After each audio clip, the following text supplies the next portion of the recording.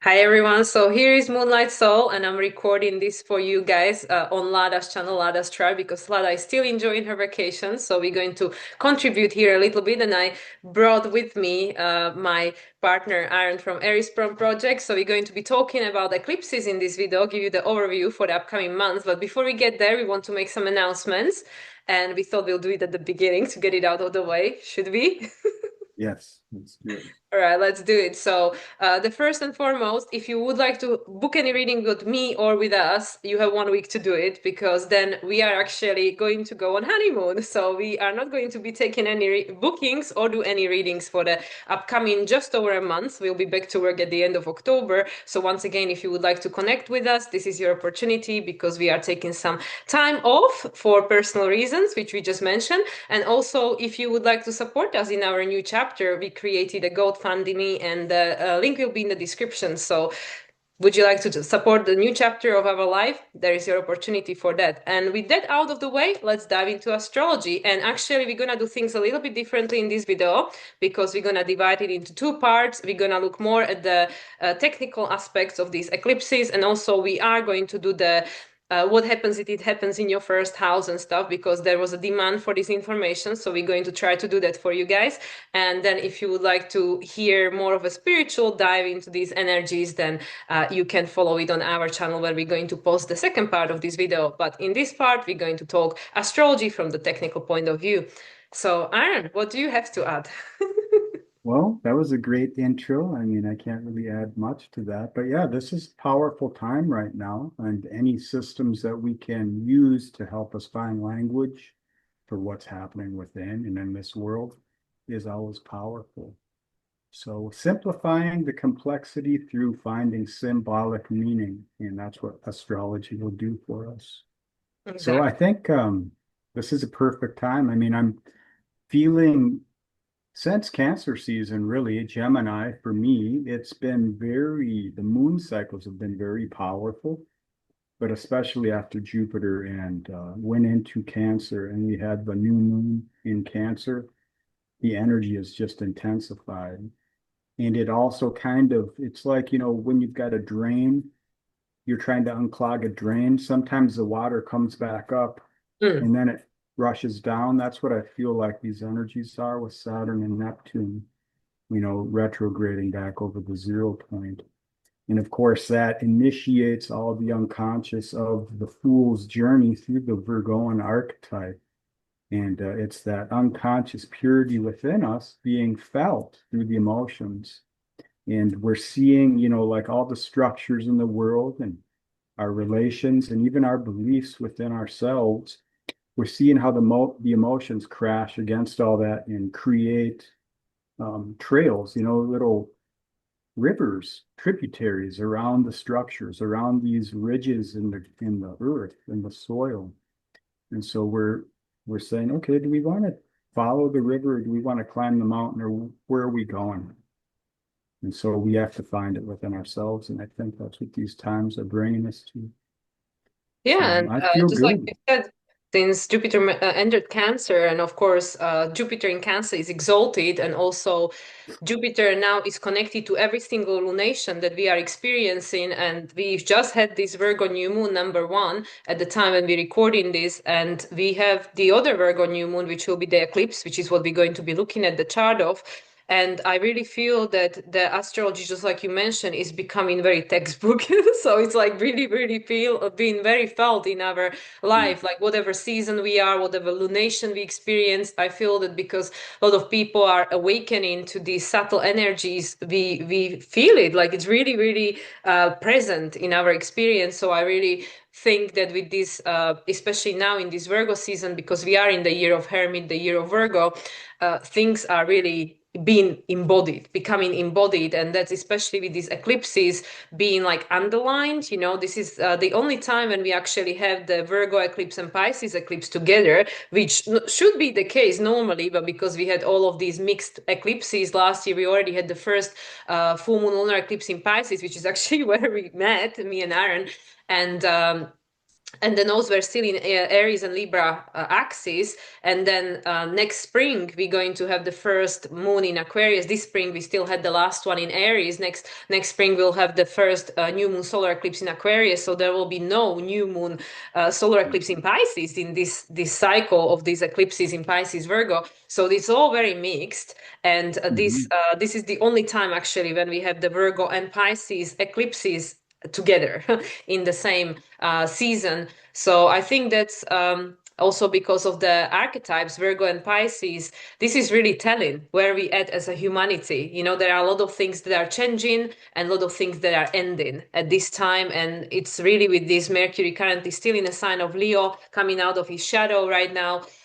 It is about creating your own timelines. So yeah, I feel this eclipse season will be very powerful personally. Yeah, I agree. And the fact that there will be no lunar eclipse in Pisces after this, Solar. or solar eclipse in Pisces, means that we are moving into that Aquarian archetype. So it is, and Mercury just coming through its shadow path off the north node of Neptune at Mm, 12 degrees Leo. It's like, okay, in order to carry this story, you're going to have to sacrifice further, but the payout and the illusion isn't quite as clear and not quite as nourishing as it once was. So it's like, okay, well, this is time now to reauthor my life, to get into my own hermetic flow, to find my language in this world. All the symbols are rising up, all the archetypes are rising, mythologies are playing through people. Sometimes we're aware of it within ourselves, sometimes we're not. And sometimes others can see it within us, and sometimes they can't see their own. So it's like, what is right for you, it has to be felt and it has to be honored. And a lot of that is learning how to create your own language to cultivate your path. And that's what these times are really speaking to me. And we've spoken about it many times beyond replication. It's like, what data is pure? What is true? And how do you work with that?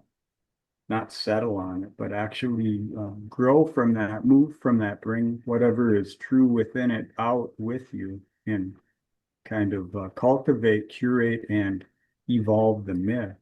mm. That's what I feel. Yeah, that's also what this Mercury's retrograde in the sign of Leo throughout August really was about, for us to learn the authentic language of our heart and soul. And now Venus moving into the sign of Leo. Actually, probably by the time people are watching this, that's already the case. It's still not the case today when we're recording this. But Venus is going to touch all these points that were activated already by Mars throughout 2024, 2025, the triple opposition to Pluto, which is what Venus will be coming into next week. And then Mhm. we'll have all these other aspects, but also, we already had Mercury transiting through Leo, Sun transiting through Leo, now Venus. So this is again part of this, especially this next eclipse, this Pisces eclipse, because during the time Venus is in the sign of Leo. By the time of the next eclipse, the next new moon in Virgo, which will be the solar eclipse in Virgo, Venus will already be actually in the sign of Virgo herself as well. Yes. So yeah. So shall we look at the charts and just dive in? Yeah, let's do it. Let's do it. So I have all the charts ready, as I told you, about Hmm. all the previous lunations that led to this point connected to this Virgo and Pisces. I don't know why I want to say Libra. So this is the first of these two eclipses we'll be looking at. And this is, of course, the full moon lunar eclipse in Pisces. It's happening on September 7th. Depending where you are, it might vary. I put the London time just to make it simple for everyone. And yeah, this is what we've got going on that day. You want to start, Aaron? Yeah, let's start here. So looking at Mercury, obviously, and Neptune here, and seeing where we just come out of that Yod energy with the new moon in Virgo, Mm, and you see the sun at 15 right at the middle of Virgo. It's the balance of this energy, this archetype. And we've got the past about 3 degrees up from us. So we're coming into relation to the patterns as they've been, what we've been feeling within ourselves. in realization with Mercury climbing into a balsamic phase conjunction with the sun, which is your solar spirit, your the purity of your expression as you grow in this life. So with the moon in Pisces in the first house, it's like what information are you able to compassionate? What symbols speak to you? Despite all of the data or the expectations of other people's and the roles with which you've played and you've learned through, how do you honor what could be within yourself rather than what has been? And Mm. for this dynamic of first through seven, it's like the relationship. Who are you? A lot of what that is dependent upon the people and the situations in your life. And we nature our nurture in a way because we come into this world with a certain resonance.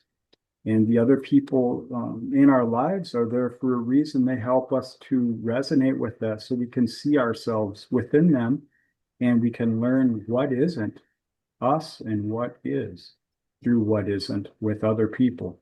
So it's like, how do you honor yourself and fall into the possibility of your own potential, the freedom to grow, to cultivate your spirit, and to create a holy life, a sacred meaning within yourself and bring that out, share that with others. Yeah, and I feel like you just perfectly described the exacting conjunction from Venus to this eclipse on that 15 degrees, also her being on a 15 degrees, which is actually the Sagittarian decan of Leo, and that's the Gemini degree. So it's again about this choice. Mercury, of course, being in his rulership exaltation based on the traditional astrology, and this is the second decan of Virgo because past 10-degree point. So there's already Capricorn. So it's about taking responsibility for making these adjustments, so make doing the healing that needs to be done in order for these all energies to be released, because this is actually the first lunation with Saturn back in the sign of Pisces. We just had the last lunation, which was this new moon in Virgo number one. That was the last lunation with Saturn still in the sign of Aries and Uranus still direct, because this is also a first lunation with Uranus retrograde, currently ruled by this Mercury in Virgo in his rulership exaltation. So it is all about choosing this timeline. It's very important, just like you were saying about this Venus, because actually this whole week, leading, this because we pre-recording this, so this week in between the lunations, so in between the Virgo new moon and this eclipse that will take place the following week after, after this week we just pre-recording before. It's all about Venus, because with Venus just entering the sign of Leo at the beginning of that Leo point, the beginning of the Leo sign, she made the trine to Saturn, made the trine to Neptune, she opposed Pluto, she sextile Uranus, so all of these things, they were already done by all these other planets that went through Leo prior to her. So it is all about this relationship, and Venus being in Leo. Ruled by Sun in Virgo as a part of this lunar eclipse in Pisces, it's exactly what you said. It's about who are we without all these labels and these relational dynamics of the past, and we have the opportunity to discern, are these still working for us, and is this the role I still want to keep playing? Because of course Mars ruled by Venus at the moment in the sign of Libra, on the other side of that, in conjunction to the North Node, actually, we have kind of like this yacht formated there towards this eclipse and the North Node as well. So like this knowing of who you really are doesn't come from outside. It doesn't come from Mhm. other people telling you, because what they see you as is a projection of their own reality, but they can't tell you who you really are, only you know. So with this full moon, I feel, because we can also look at the chart where this energy was birthed with the new moon in Pisces back in February. Was it February 28th? I think we said. Yeah, February 28th. Um, Now we are releasing that which now lost meaning. Everything that we've learned since this February, during which time we had, the first ingress of Neptune into Aries, Saturn into Aries, Uranus into Gemini. Now we understand things very differently as we did at the beginning of the year, actually, which was the end of the previous astrological year and the beginning of the snake year, right? We only were 1 month in it at this point of the conception of this moon. So there is a lot that people are realizing, especially post this Mercury retrograde in Leo, that we didn't know. we didn't know at the beginning of the year because we not yet had this Neptune in Aries, Saturn in Aries, Uranus in Gemini energy present, and Jupiter, of course, being in Cancer, ruled by now connected to every single nation we are experiencing. Mm. So there is a lot that is, I feel, clicking for people, especially because we are in the Virgo season, which is the embodiment of this year nine, technically, the Hermit. So a lot of people are going through enormous amount of change, purge, detox, because Virgo, of course, and release. Mm. Is there Very well anything you said. want to talk with regards to this chart, or would you like me to go back to the eclipse chart? No, you nailed this chart. I think let's go back to the eclipse chart because some of the points you were making really fit into what's happening in the world and within our lives. So, this new moon, as you mentioned in your videos prior, it was almost like we were coming into this new moon with a new moon Leo energy Hmm. as we go ingress from Leo into Virgo. And we crossed over Regulus, which moved into Virgo in 2012. And that's the royal star. It's that the kingdoms of heaven, essentially, within you, the creation, the purity of creation. We're seeing kingdoms rise. They're showing themselves. The hive mind of the past, the meaning for conception, what we know, what we can label, has risen up, and it's shown itself to be pure for another time, a previous age.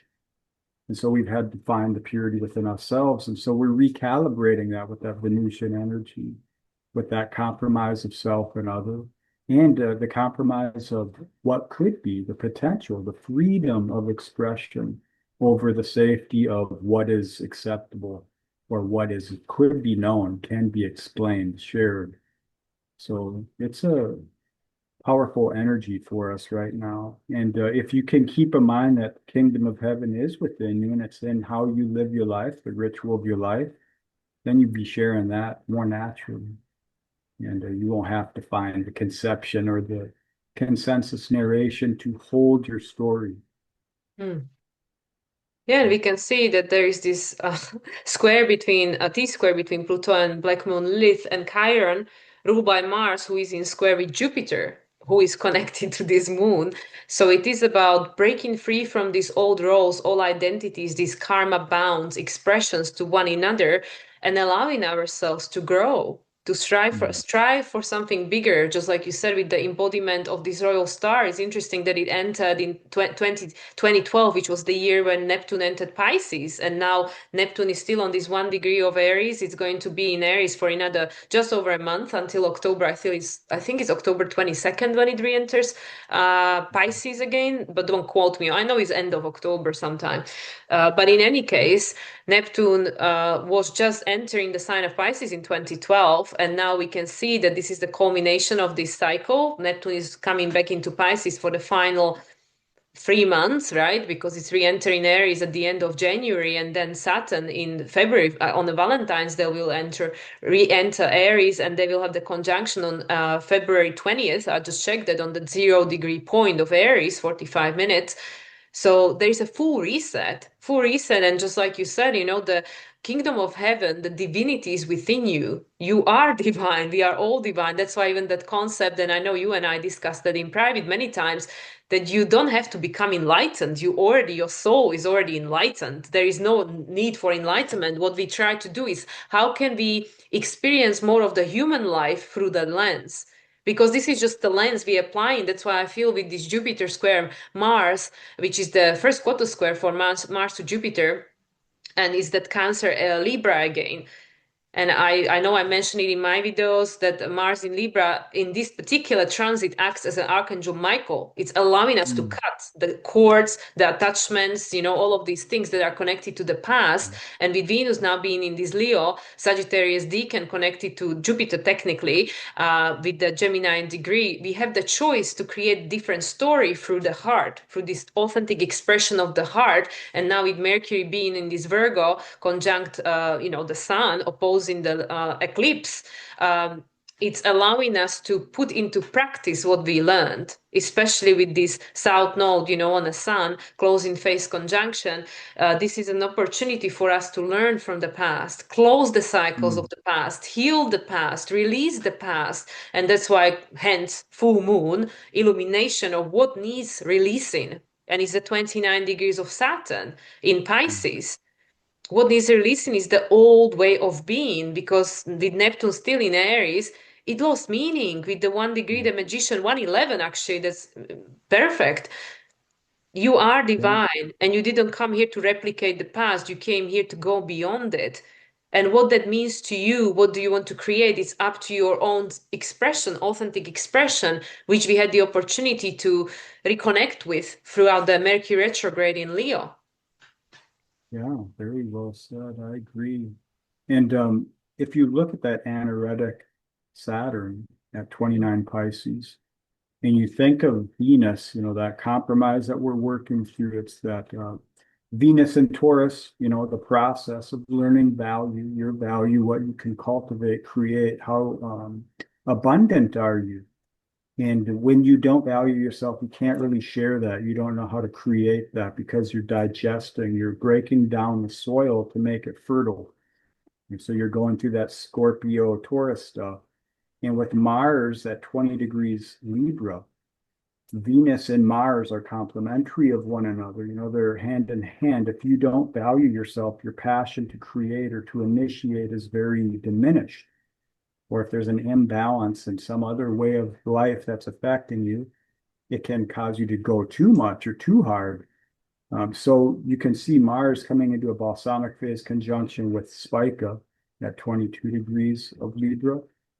And this is building towards Mars in conjunct with Saturn here. Mm. And Mars is currently in a working of Virgoan in conjunction with the North Node Mm. and the Moon later on that day. So it is going to be this working of the true destiny of your expression, the purity of your relation through the conception of your value, yourself, that Taurus to Libra dynamic. And that's going to help fire up Venus and bring the purity of your expression into existence so you can ritualize that meaning in a sacred life. Doing the routines which benefit you, knowing that whatever benefits you is going to benefit other people, regardless of who they are.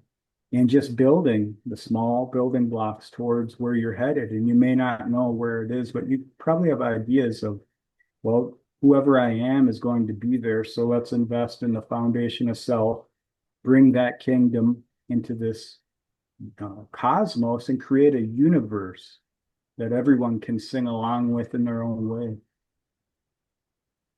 Yeah, and what's popping up for me with regards to all of that is again this Capricorn and Saturn, because we've just, as we can see here, we've just experienced the exact sextile between this Neptune and Uranus.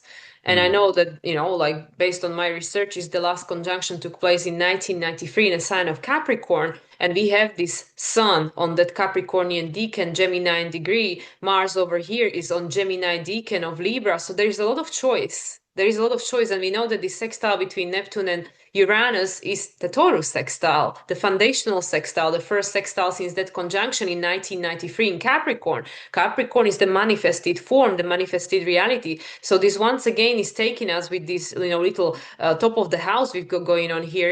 The sextiles between Saturn, Neptune conjunction Pluto, and Uranus, and the trine between Uranus and Pluto, which is also the first trine since their conjunction. I think it was 1967, I believe, when they had last conjunction, and that was in a sign of Virgo. And this is the first trine, which is the Leo. Again, the creation through choice. We know the number one is the magician, creation through choice, because you already have all the elements to your disposal available to you, and that is the Taurus. The foundation is within you. The what you came here to create from is within you. Like in the fifth element, that the singer, she has the element within her, because you came with what you need to create what you came here to create and contribute Mhm. towards, in your own experience of your life, and towards humanity, and towards the all that is, the source itself. So, my attention, even though, of course, we're not talking about anything Capricorn here, but there is a Capricorn with Gemini, and we know that there is an in conjunction between the two of them. So, again, it's about this blind spot, like you said, the Mars in conjunction North Node coming eventually will, Moon will in conjunct Mars the same day, and then eventually Mars, what was it that Mars was going to in conjunct Saturn, right? Later on, Mhm. when it gets to analytic And the 29. moon, yeah. Yeah, Or 29 yeah, yeah. of Libra. So this is Mm. about the things that we will not be able to understand logically, with the in conjunction is either Virgo is or Scorpio in conjunction. So you have to have the lived experience, embody the experience, the lived present of the experience, and also you have to go through your own process of shedding the metamorphosis, the Scorpio. Go and face it and dig deep to reconnect with all that you are, and the Mm. things you are not as well. So you can release them, the trine from Scorpio to Libra, the trine from Scorpio to Cancer, it's a continuous metamorphosis. Like if anybody think that, oh, I haven't changed that much, like we all here to embody many, many archetypes throughout this time in human history. So we constantly changing, we constantly shedding, we constantly evolving, and this full moon, I think, is illuminating that to us that you are constantly creating your reality, whether it's recreating the same one or creating something different. So this is your choice, and with this lunation, is just showing us what might or might not hold a meaning anymore, and what we have learned through these previous cycles, and what we are willing to embody and create. Yeah, that's self-compassion, That's it's equally like reciprocity with existence shows your self-compassion. And the self-compassion reflects your consciousness, your awareness, what you can accept. And, we find power in holding strong to beliefs and who we are and our accomplishments and what the systems say and what the information says and what's acceptable. But in that power, you weaken the purity of who you are, or you bury it so that it can grow into something more pure and it can build off that mountain. It can continue to grow. So it's like, well, where are you in this process? And Hmm. Jupiter is helping us to understand that with that trine back to the North Node, Hmm. sextiling, this full moon is essentially what's your value? What feels right to you?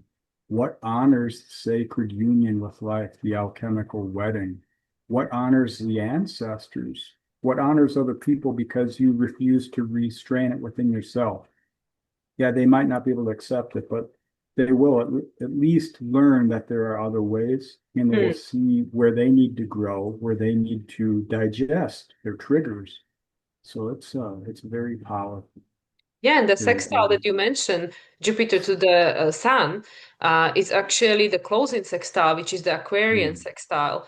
So it is literally what you just described, releasing these old roles, these old identities we play for one another, because by you keeping yourself small to keep other people comfortable, you're not allowing them to grow either. So this is what I always keep saying about these contracts we have towards one another. If you refuse to keep playing the same role, people will have to change their role too. So by me releasing myself from this dynamic, I'm freeing you too. Because if I'm not willing to play that role anymore, then you have to play the change. So that's how it is. People think that they don't have a choice, they don't have a power. But with the Capricorn, hidden Capricorn Saturnian energy that's hiding over here with the Sun on a Capricornian decan, Gemini degree, we do have a choice. It's just, not always comfortable. And it means we have to take responsibility and learn boundaries and to, have enough compassion with ourselves to another to actually be courageous enough to be brave to embody our authentic expression. And that's not always easy. And that's what I also feel, this Venus making an in conjunction to the eclipse. That's what she's teaching us, that you No, can't keep playing these old roles, but then don't blame anybody else for not having your needs met or not being um, uh, able to, not feeling you can be authentic and live your true life, because it's up to you, it's a choice. So, I mean, we can look at that new moon in Virgo and then see what what is the omega of this Virgo season about? Because of course that lunation is taking place right before we enter into 23rd of August. That was the moon we just had now. And then, yeah, this one, 21st of September.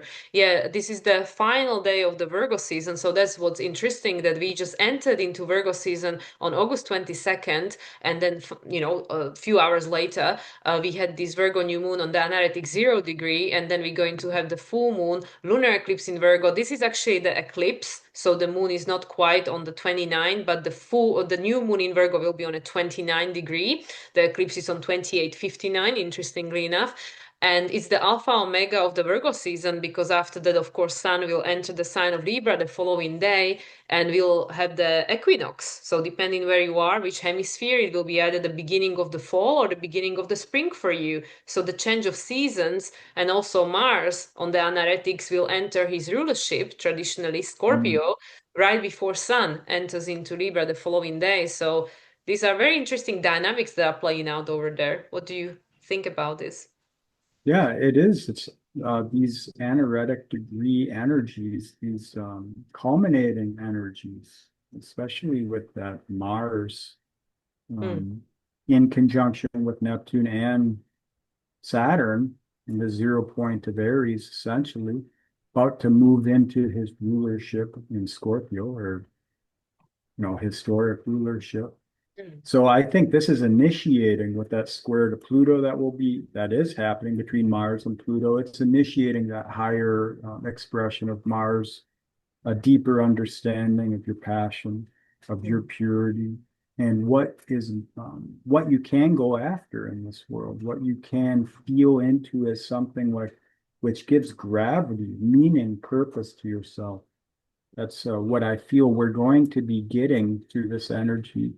And Mars, of course, sextiling or septiling this new moon, and seeing how Mercury is now at 5 degrees, on the Libra point, essentially, which brings that alpha omega energy in. It's like the galactic center's galactic center, the closest thing we can get to making sense of the conception in reality within ourselves.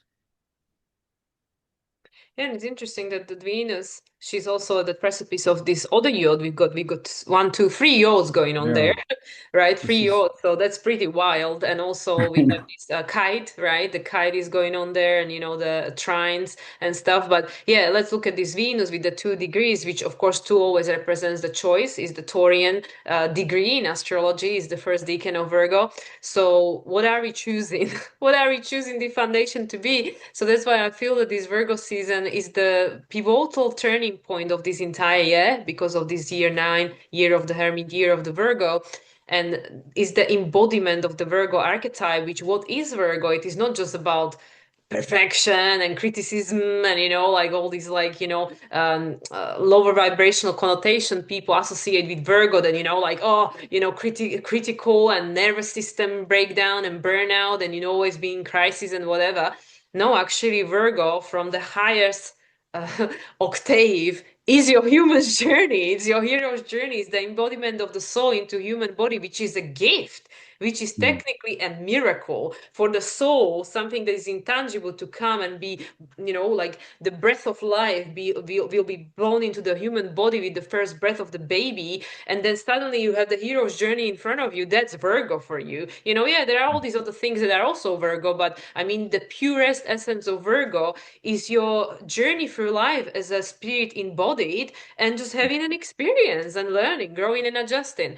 So with this Venus now, obviously out of Leo on these 2 degrees of Virgo, that's actually, yeah, technically in coming into the sextile with Mars. Well, Mars is coming into sextile with Venus because moving into mm. Scorpio the following day. And this once again is the closing sextile, Venus to Mars, which is the Aquarius.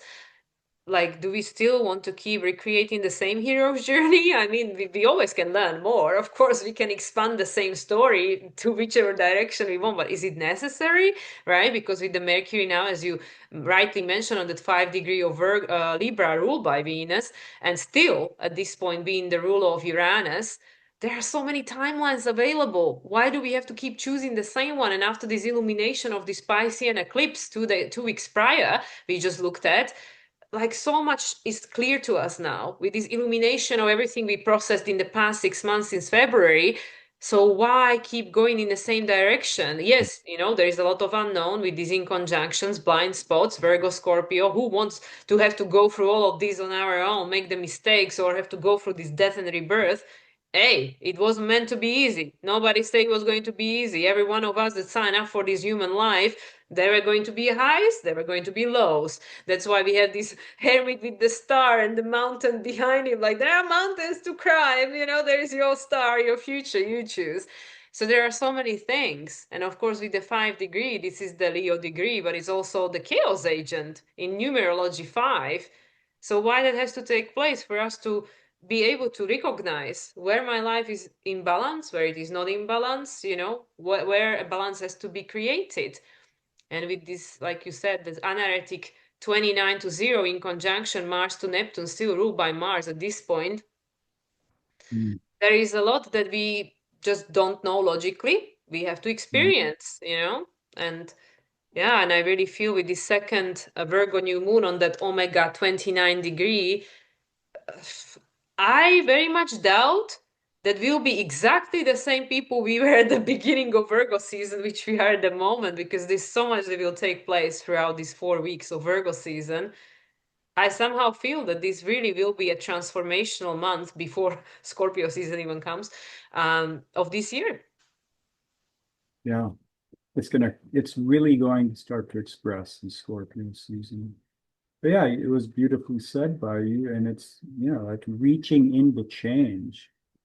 The unconscious authority of information, of experiences. It's not what you know, it's what you could create. Forget who you think you are, become who you might be. This kind of spirit is rising. And for the people who want to continue with the old stories, this is part of the individuation process and learning your value and your self-compassion through lack or through losing. And so why continue the losing when you can gain by finding a sense of your true nature, your own language? So Death of Absolution shows us. And when we do that ourselves, we're not really killing anything. We are rebirthing it. So this is like the pain process.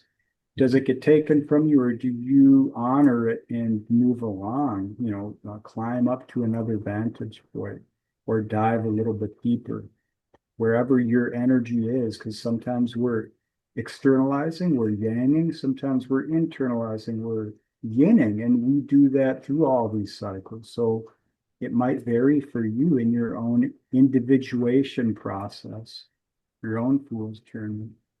It's But interesting. but Yeah, we go will on. find the same information eventually. We're floating down the same rivers. Yeah, the river of life is the same. A comeback. Mhm. We came from the same place. We return back to it when the time is for the person. But yeah, it's interesting. You mentioned the yin and yang because with the Mercury as the ruler, of course, of Virgo, being right kind of in between this Venus and Mars, and being at the beginning of the Libra. So it's just to me, it's just interesting because of course Mercury is the ruler of. They have the mutual reception with Venus going on there. And also Mars is ruled by Venus, and Mercury is kind of like in the middle between the two of them. And Venus is in the sign of the Virgo, which is the yin, and Mars is in the yang. Libra is the yang sign. So it just clicked. Like when you mentioned the yin and yang, and with this Omega Virgo season eclipse, new moon, but on a 29 degrees, the paradox of that is really helping us to understand.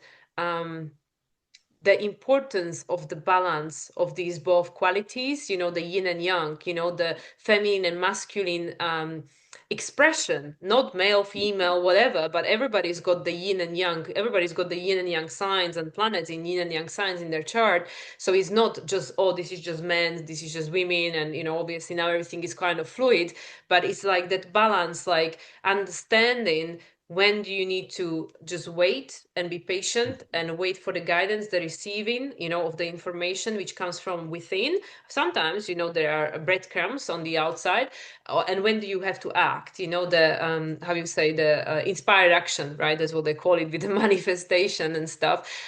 So I feel like with this 29-degree Virgo thing, also being in trine with this Uranus, even though it's out of sign trine, and Pluto, again, out of sign, but still active, and at the Very precipice of mutable. this kite in the opposition with Saturn, Neptune, in the Pisces and Aries, again, the Alpha and Omega playing out there. It is about your own lived experience. Your life is a gift. Your life is a miracle. How you choose to live it is up to you. But again, with this, by this point, of course, Mercury there is in a new phase conjunction with the Sun. Even though I believe, well, they must have had the conjunction in the meanwhile. I didn't check exactly when is the next conjunction. But when you look at it as a static object in the sky, Mercury is in a new phase conjunction with the eclipse that he's the ruler of. So it is all about balancing these different qualities, and with Venus being in Virgo, learning from the past and understanding when is the time to go and when is the time to wait, when is the time to express more the feminine qualities of the existence and the masculine qualities of the existence. So that's what I feel we're learning, because of course next year when we have everybody back in these masculine signs, apart from Chiron in Taurus, we are creating the foundation for it right now as we speak, especially with this Chiron again squaring Pluto, and actually squaring Jupiter as well, and in opposition with this Mars. Um, yeah, there is a lot of pressure for us to understand things beyond our wounding, understand things differently, see things from a different lens. It's kind of like the kaleidoscopes, you can focus on the colors of the patterns, and sometimes it's not what you actually see, it's the process of the change. There's some deeper understanding. You don't have the language to actually put it into meaning sometimes. But this is where we're actually bringing that forward. And I feel as Venus moves through Virgo, the language of your own sacred life comes online, and it expresses through Mercury in that, moving from the Taurian decan of Virgo into the that working in conjunction, the Libra energy. So you're actually starting to embody these energies as you move forward. And that's how life is. We're always progressing. We Yeah. can't stop. Yeah. So should we look at the full moon and how it's going to be showing up through the signs, through the houses? Yeah, or I'm not quite sure how to play this one. Should we just look at it as from the point of like, okay, the eclipse, new moon, full moon, regardless, first house, seventh house? What do you suggest? Because this is not something that I normally do myself, so I'll just let you lead this one, Aaron. Well, let's just go from what's happening now, and we'll approach it that way with everything we've said up to this point. It's going to be the progression of these energies. So we could talk about it. We'll just sprinkle it in as we break down the signs, or the houses, I should say. And just remember, astrology, it's a system of 12ing, 12 signs. So you could use 1,000 houses if you really wanted to get crazy, but the language itself is not to give you a static conviction, it's to help you understand dynamics. So you can take these housing placements and also add in your natural progressions, just to kind of get a feel for how things are moving or how they could be playing out for you. Yeah, so obviously we start with the first house. So that would mean if you are Virgo rising or Pisces rising, so the eclipses are going to affect your first and a seventh house. So of course, first, fourth, seven, and 10 house, those are the cardinal houses. So that will be an initiation of a new direction, especially because the seventh house is involved, of your, how do you relate to your life? What changes needs to be made? What needs to be released? And potentially what roles that you play and the roles of the others in your life have to change in order for this new expression to be created. So I feel for people who are Virgo Pisces rising, this will be very powerful because also it will very potentially, not always the case, square your IC and MC. So it will force you to grow. There is an initiation of a new direction with regards to relational dynamic towards someone, something, or existence as all. Yeah, very well said. And it's like in Pisces, we can feel like there's so much information, so much data, so much feeling that we cling to what we know or the experiences that have shown or the things which help us ground. But we find that there is sacred meaning in all of it, good and bad. And now it's time we can reauthor our sacred meaning. And it's through that unconscious happening of our daily rituals. How do we honor ourselves? That's how we can show up in this world and we can come into reciprocity with a dream, with a potential, with freedom, essentially. And we don't need to control it. We allow it to start to show itself as we move. And we make choices based off what we feel to be in alignment with. Yeah. Yeah, very well said, especially with the Pisces and connection to the visioning, envisioning, dreaming, having the faith, having the Mm. trust, like maybe new reignited faith in life and the desire to experience life differently, because of the first house, seventh house, the initiation of the relational dynamics that will be more in alignment, have a deeper meaning because of this new sense of like it's like the self-discovery of yourself anew because of this post-Mercury retrograde Venus in Leo at this case, obviously by the next lunation she's in Virgo, and the adjustments that needs to be made that now you cannot say you don't know, you cannot say you can like you weren't being advised, you don't feel because it's not something that comes to you necessarily verbally from someone, even though it might, but it's more about having the sense in your body, the felt presence of the experience, how you would say. Yes. Yeah. All right, second and the eighth, you want to start that one? Yeah, sure. So let's fall back into the value of our process, our unconscious happening, the power which we create, which we can recognize within ourselves. And we learn it through the deepest relations with ourselves, through experiences with other people, oftentimes very taboo experiences, very personal experiences.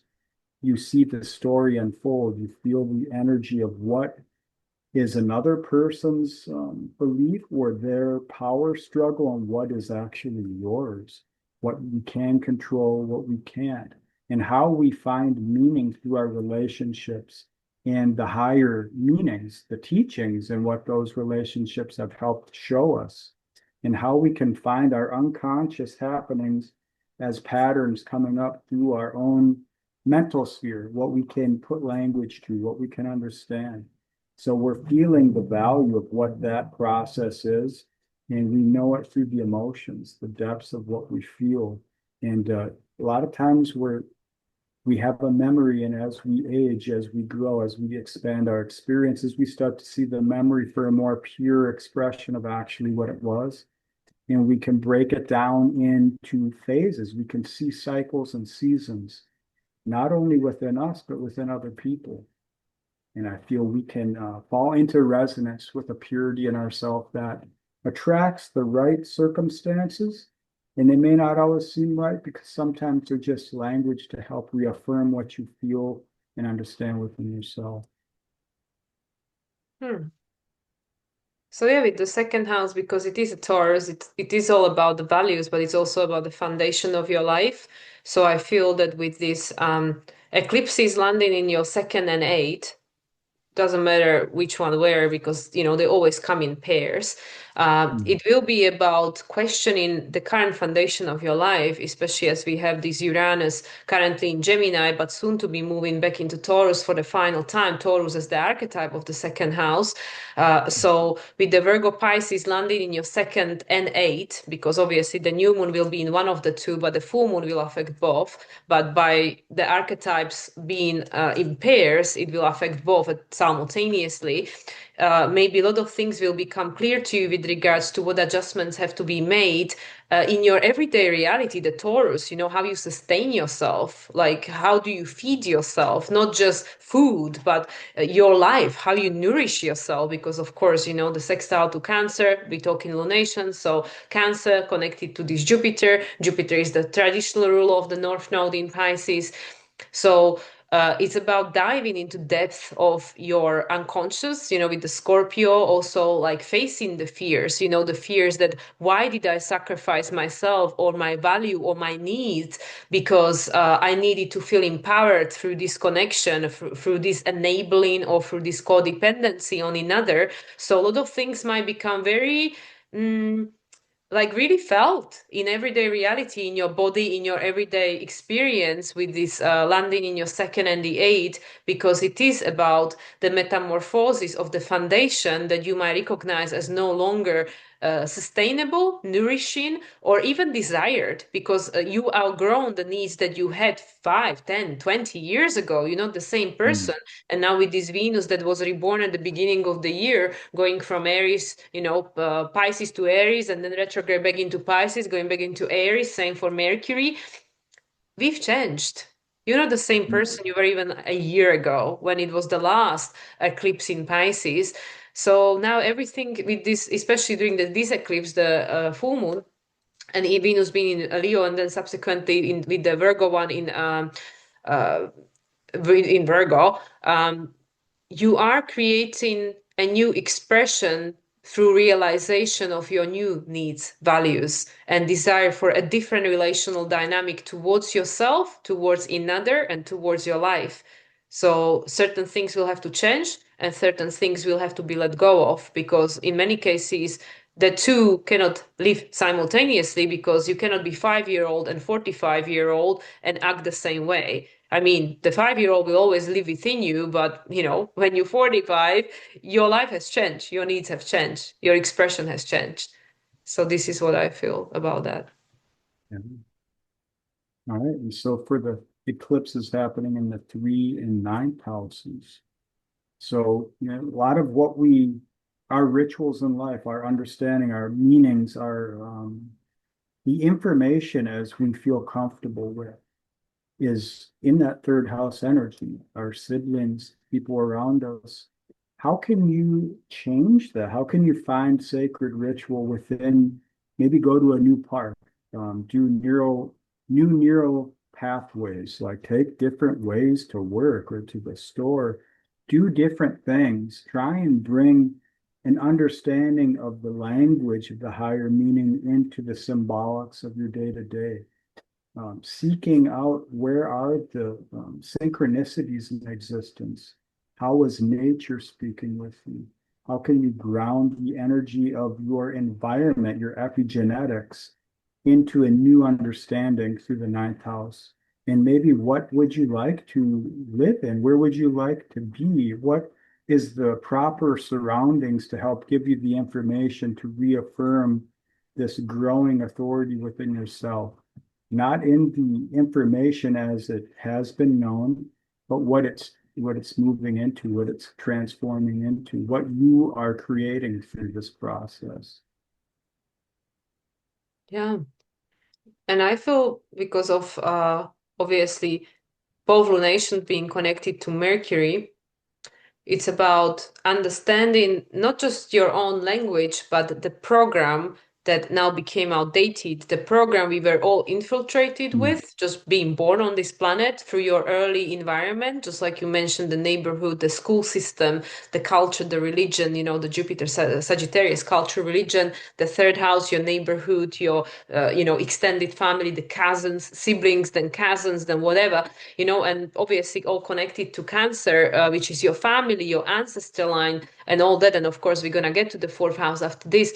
But it's like where you are realizing that the way that like your software has been dictating your life, your hardware to move through this existence, your Virgo, where it became limited, and where with this, especially Jupiter as the archetypal rule of Sagittarius, as the archetype of the ninth house, Jupiter being in Cancer, it's all about this expansion. Where are you now recognizing through the new informations you gather in because of your life that you've experienced until this point?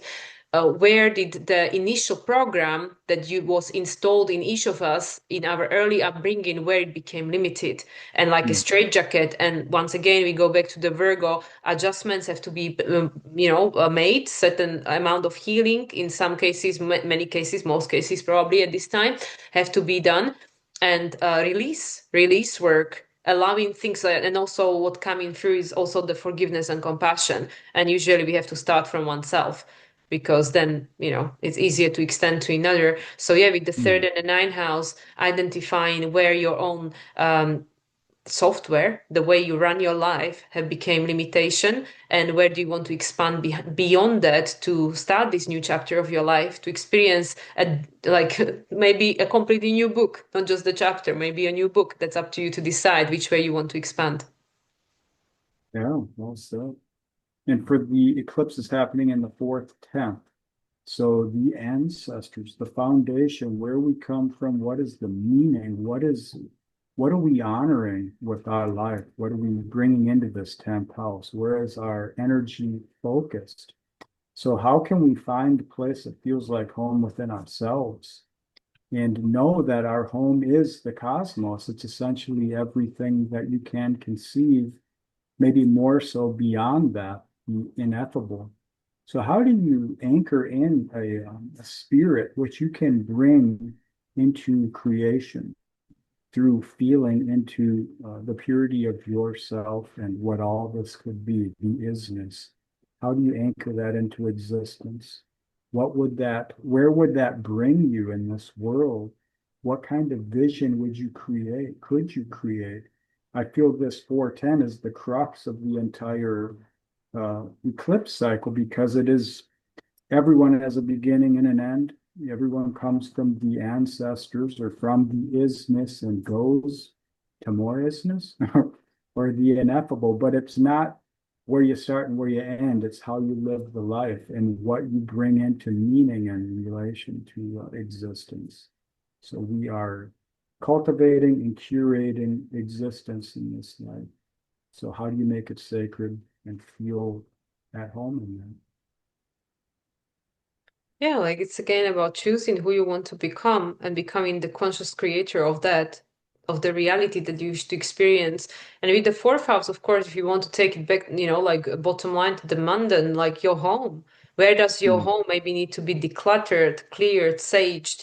Also your home as a body, the home for your soul, perhaps new habits, like really if you want to go down to the practical, where you maybe be neglecting your body, like how you eat, how you drink, what information you consume. With the 10th house, the external world will just reflect and mirror what's in the internal world. So, like if we keep consuming negative information, then we won't feel so good. If we don't feel so good, we are more likely to attract negative situation, negative information.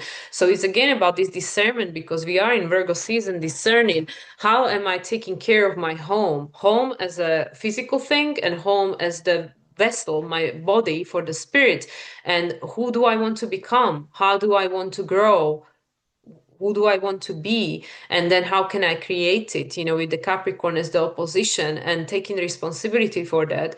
So yeah, it could be in many different layers. And as you rightly explained, the ancestor lineage, and this is also where many people are healing relational dynamic within their families. I know that's the case for me, that's the case for you, that's the case for many people I know, that all of these topics are very present. So yeah, definitely the Cancer and the Capricorn, because Cancer is ruled by the moon, and Capricorn, we know currently Saturn just moved into the Pisces. Everything that's unhealed in your lineage, in your ancestor lineage, is now on your plate to resolve. And it's going to show up in whichever different way and area it has to. But yeah, that's why I say you very often don't have to go digging too far into past life regressions. You just look at your life right here, right now. Everything that's not healed, you are experiencing on everyday reality. So it's a matter of not having to have to get lost in details, who did what when and who was it and which country did my ancestor come from. That's good thought for the mind to chew on, but it's not as important as the fact, like, okay, what am I going through in my life? Where did I observe this pattern? Maybe with my parents, siblings, grandparents, whoever. And you don't have to go very far because it's happening in your everyday reality. And this is the opportunity to heal, clear, release, and make Mm. adjustments, small adjustments that will lead to great results. Yes. And so for the eclipses happening in the 5 to 11 here, Mm. and shout out to the Scorpio rising out there. So this is your fifth, 11th. It's what self, what is your creation as a self? Not just your children or what you do in this world, your art, your passions that you're trying to bring into existence. How do you anchor that in from the dream, from the void of potential? How do you bring in something that has not been known to yourself? How do you feel charged by the unknown? How can you use this energy to do a macro to micro type of analysis of what could be in relation to this existence and find the path through all that by falling into the unknown within yourself, cultivating and creating a life based off of the void of potential and honoring your self-worth in the process, the purity of who you are. And when you can find where the purity of who you are is in relation to this, what you have been or what the expectations have been, then you can honor it in other people and you can live more in tune with this creative spirit. And you can bring the purity out and you can share that if you so choose. At least bring that dream into manifest form.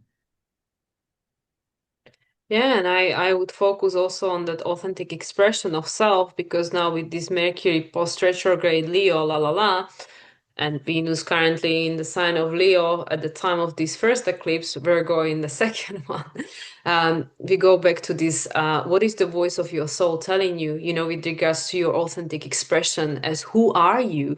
No, like, yes, you could create family, you can create children, you can create business, you can create whatever the hell you want to create, but it's all just labels and different expression of your soul.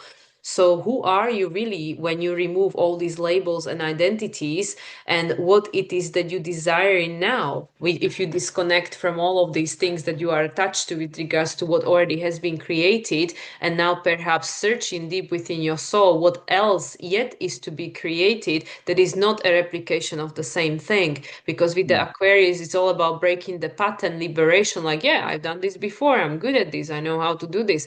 But, maybe it's boring now, maybe it doesn't make me happy. But, I've done it so many times. Why not just keep doing it, especially if it pays well? But I'm sure there's something that your heart is still wanting to express, desiring. But yeah, there is that unknown. We know that most of us are fearing the unknown because of the trauma we initially experienced in our childhood. Again, fifth house, the inner child. So we also could be coming up with a lot of inner child healing, where my authentic expression was suppressed when I was a child because this aspect of me was not accepted, was not acceptable in the environment, culture, religion that I grown up in.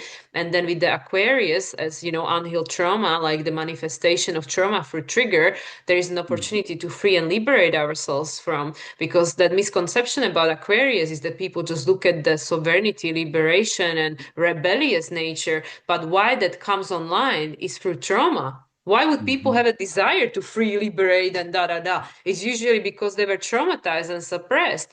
So yeah, fifth house, 11th house can bring a lot of these experiences online because we are in Virgo season. This is all about healing. Virgo Pisces, we talk in healing. So yeah, fifth house, 11th house, where your authentic expression was being suppressed, and now you are reconnecting with your inner child and being retriggered by people's circumstances to bring that old wound back online so you Mm. can reconnect with your authenticity. and break that pattern of the past and create a new from that pure place of your heart. Yeah, very well said. And so for the 612 axis, this is paradoxically the Virgo Pisces axis. So now we've got the moon Pisces in the sixth house here, ritualizing meaning into existence. What are the routines which help to settle the nerves, help to ground you, help to bring meaning into a feeling which can become sacred, which you can bring into that Libra point, which you can bring forward into relation. So it's about that compromise energy, the Venusian energies and the Aquarian archetype. What are we growing through with the 12th house having the unconscious made manifest through its 11 and first houses into the sixth? So we're focusing this energy of we have these experiences, we have these stories, we see all the information as it has been given to us, the illusion, the delusion of the information because we didn't understand the value of other people, of the situation, because we were clinging to the roles and the recognition of iconic possessions, archonic possessions, archetypes. So now we are given the opportunity to dissolve the information of the past and to allow it to reinvigorate us through the feeling of the here now, the felt presence of the experience as a ritual in life.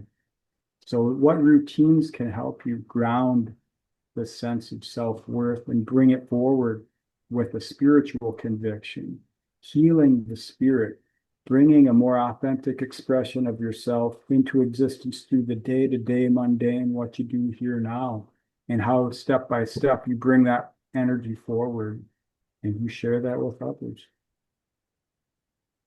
Yeah, if you are sixth house, 12th house, eclipse and your presence, obviously that means that you are either Aries rising or Libra rising. So in itself, just by those two ascendants, you came here to be the leader and for things to be turned upside down to the in the world you were born in. And it's even more powerful if you have Pluto in Virgos, the nodes in Virgo Pisces, or Pluto or the nodes in a 6 and a 12 house. So this is a very powerful time of healing for you, especially because with the eclipses happening in 6 and a 12, just by that itself, it's tapping you into the collective consciousness at the moment. So in many cases, probably there is a lot of embodiment of whatever it is that's going on in the world, just showing up in a microcosm in essence that's showing up for everyone to a certain extent. But I feel if this is happening in your 6 and a 12, there is probably a flooding of things in your experience, everyday experience, for which is very important for you to learn to discern what is mine, what isn't mine, what can I change, Mm. what can I control, what I can't, because this is where it could be either the savior coming and online and like burning out your nervous system because you feel responsible for the entire world and you want to fix it tomorrow, which is impossible because this world is not yours to fix. Nobody else is yours to fix. You can only heal yourself.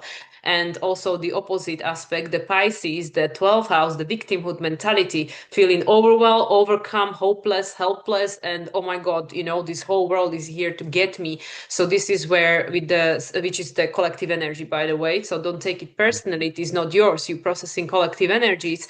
But this is very important to learn the power of discernment and where do I need to release? Release the Mm. sense of responsibility that this is all for me to fix and sort out. And that's where also the healing can come and the adjustments of like, okay, well, what can I do in my everyday life? Just like you said, Aron, what can I do in my everyday reality to make this transit easier for my body, for my nervous system, for my whatever it is. Maybe I need to eat lighter. Maybe I need to ground more, sit in a garden, in the grass. Maybe I need to go to bed a bit earlier, sleep a bit more with the Pisces, the dream. The body heals and regenerate in the sleep time, right? So I feel with the 6 and the 12 house people, Aries, Libra, rises people, and especially, like I said, if you have the other additional placements of Pluto nodes connected to the 6 and the 12 house Virgo Pisces, this is a very, very powerful time of healing for you. Probably more than for any other sign, even though everybody's going through this, but for those placements in particular, there is a lot that's being healed at this time, whether it's on a tangible level or intangible, energetic level, but it's happening either way. Completely. And now we covered it completely. Yeah, we went through the cycle. That's what we do.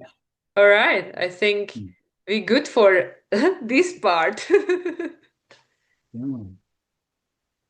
Yeah, that was interesting. That was good. I have not done the houses um, ever, but I mean, of course, I analyze them, and it's the dynamics speak to me more than the fix. So it was interesting to bring the dynamic energies into the static conceptions in that way. Yeah, and I mean, I don't like doing that because obviously using porphyry house system, things are not cut and dry, you know, like, yes, you could be Aries rising, but it doesn't, mean you're gonna have everything falling perfectly, whatever. So, yeah, but I hope that just this is like a top Mm. layer of identifying of these energies. Obviously, everything depends on many other things. Where is your Mercury? Where is your Pisces? Where is your Neptune? Where is your Jupiter?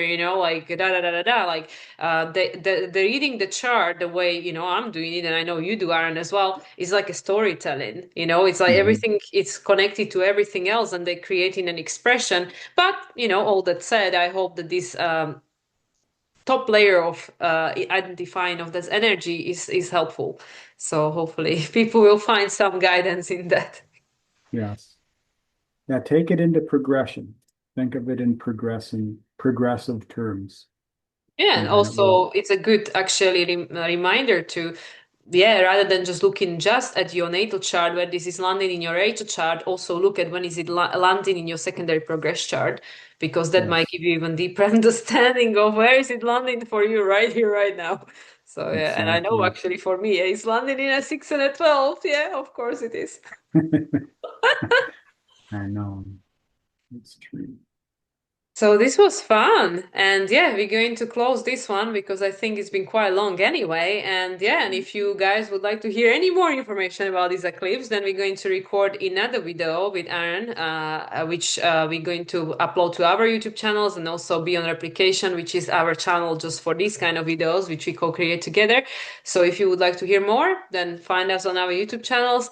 And yeah, I hope that you found the value in this. Thank you, Aaron, for joining me for this Thank and you, soon to Mila. be joining me in physical reality as well, thankfully.